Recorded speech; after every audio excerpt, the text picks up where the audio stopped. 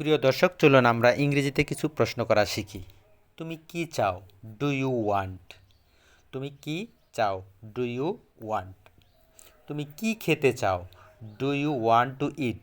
যখন আমরা দুইটা ভার্ব ইউজ করব, মাঝখানে একটা টু ব্যবহার করতে হবে, এটা মনে রাখতে হবে। এভাবে আমরা প্র্যাকটিস করবো ইনশাল্লাহ। তুমি কখন খেতে চাও?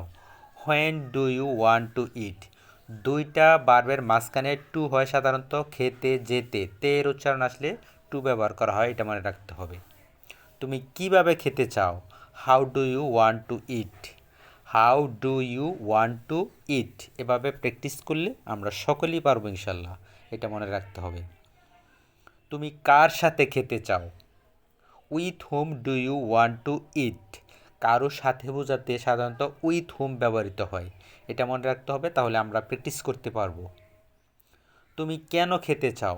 Why do you want to eat? তুমি কেন খেতে চাও? Why do you want to eat? Practice ছাড়া কোনো গতি নাই। তুমি কি খেতে পারো? Can you eat? তুমি কি খেতে পারো? Can you eat?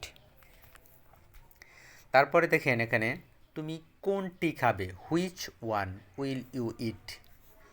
এভাবে আমরা প্র্যাকটিস করলে পারবো ইনশাল্লাহ।